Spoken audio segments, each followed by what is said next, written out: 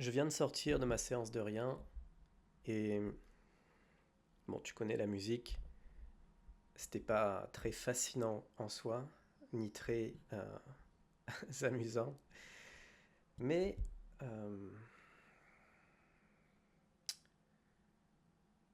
quand je fais rien comme ça,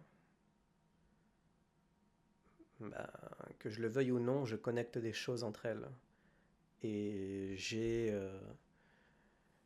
des réalisations, j'ai des compréhensions, j'ai des explorations qui ont lieu dans ma tête, que je le veuille ou non, c'est là. Et j'ai vu quelque chose d'intéressant.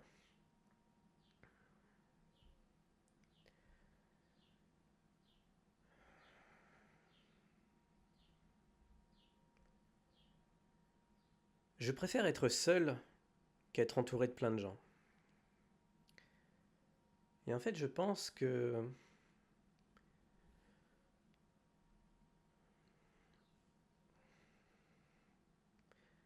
à un moment donné, pour moi, ça devient simple maintenant de dire toute la vérité sur Internet, de partager ça en public.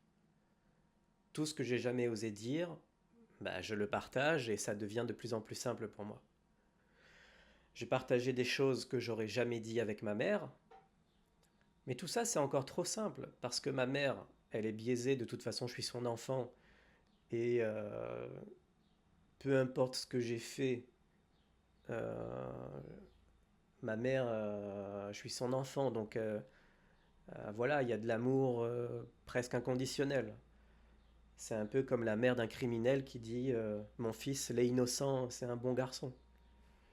Bon, partager des choses sur Internet, c'était dur, ça devient moins dur maintenant, parce que je le fais et parce que de toute façon, euh, je suis derrière mon écran, les gens réagissent ou pas, je les ai pas en face de moi, donc je suis dans une forme de sécurité tout de même, dans une forme de confort.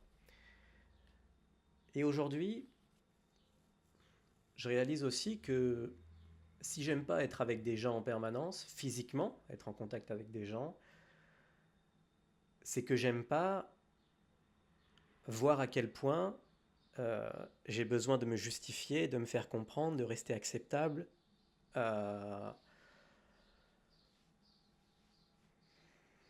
d'être validé, d'être compris. En fait, ce que j'aime pas, c'est de voir à quel point mon ego, Guillaume, mon identité, mon insécurité revient beaucoup plus vite lorsque je suis en face de quelqu'un, physiquement. Et je me dis que c'est ça qui m'agace en fait. Et ce qui est intéressant, c'est que aujourd'hui, je cherche à voir ce qui m'emmerde le plus. J'ai vu que c'était ne rien faire. Maintenant, je le fais, tant bien que mal, ok.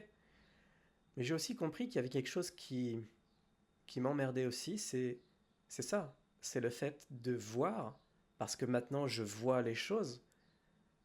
Il y a certaines choses qui m'échappent encore, mais je vois tellement à quel point c'est rapide, instantané, la manière dont je peux vouloir me justifier d'être compris, d'être acceptable en face de quelqu'un, que c'est ça qui me frustre en fait, qui m'agace. Et pourtant, c'est là aussi que je vois où j'en suis, que je vois où est-ce que Guillaume se cache encore.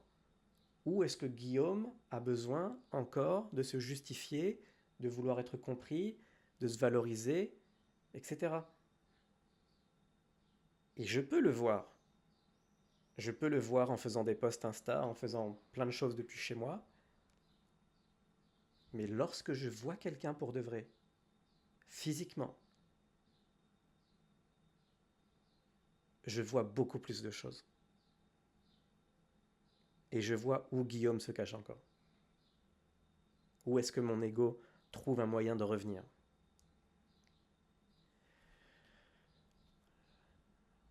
Donc maintenant, il n'y a plus qu'une chose à faire. C'est de me forcer à rencontrer des gens.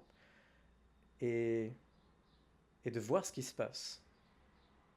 Tout peut arriver.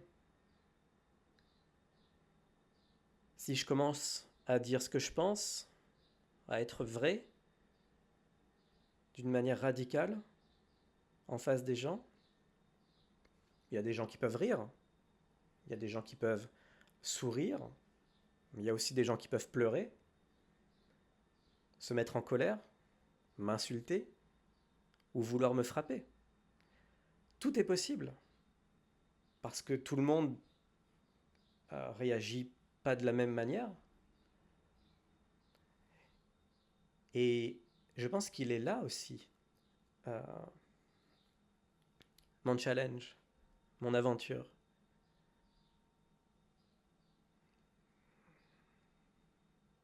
Donc,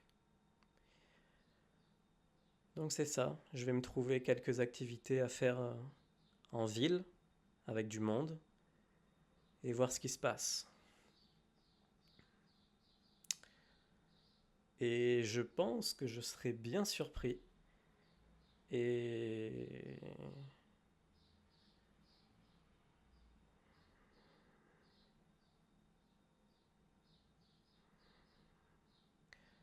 et je te partagerai ces surprises.